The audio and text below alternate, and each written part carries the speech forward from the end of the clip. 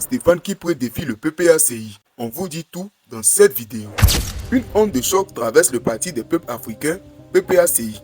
En dépit de la décision officielle de boycotter les élections législatives du 27 décembre 2025, Stéphane Kipré, vice-président du parti et gendre de l'ancien président Laurent Gbagbo, aurait annoncé sa candidature indépendante. Une décision qui suscite de vives réactions et fait craindre une nouvelle fracture au sein du mouvement. Selon plusieurs sources concordantes, dont le média l'avenir.ci, Stéphane Kipré a déclaré sa candidature lors d'un meeting organisé le 8 novembre 2025 à Kramoua, dans la région du Haut-Sassandra. Cette annonce est intervenue 2 jours seulement après la décision officielle du comité central du PPACI réuni à Abidjan de boycotter les législatives prévues pour le 27 décembre prochain. Pour le moment, pour de nombreux observateurs, cette initiative est perçue comme un acte de défi envers la ligne fixée par le fondateur du parti, Laurent Gbagbo.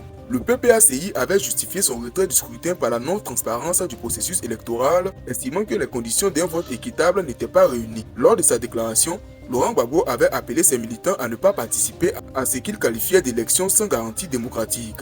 Malgré cette consigne ferme, certaines figures locales du parti semblent vouloir braver la discipline interne, arguant d'un devoir de représentation envers leur base.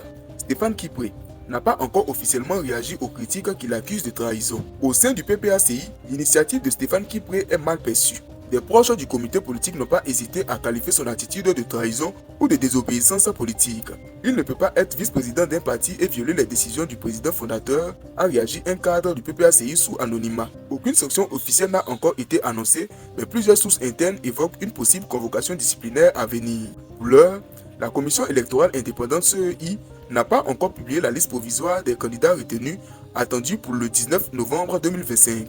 Il n'est donc pas encore possible de confirmer si Stéphane Kipré a effectivement déposé son dossier et si sa candidature a été validée. Cependant, cette affaire pourrait profondément secouer le PPACI, déjà affaibli par des départs récents et des divergences internes sur la stratégie politique à adopter face au pouvoir en place. Cette situation place Laurent Gbagbo face à un dilemme délicat: maintenir la discipline au sein du parti ou éviter une crise ouverte avec un proche allié et membre influent de sa famille politique. Quoi qu'il en soit, cette affaire Kipré risque d'alimenter les débats dans les jours à venir, surtout à l'approche de la publication officielle des listes électorales. 19 novembre 2025, publication des listes provisoires de la CEI.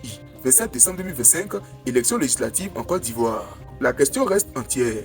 Si cela s'avère être vrai, Stéphane Kipré ira-t-il jusqu'au bout de sa démarche? Et surtout, quelle sera la réaction de Laurent Gbagbo et du PPACI face à ce défi interne?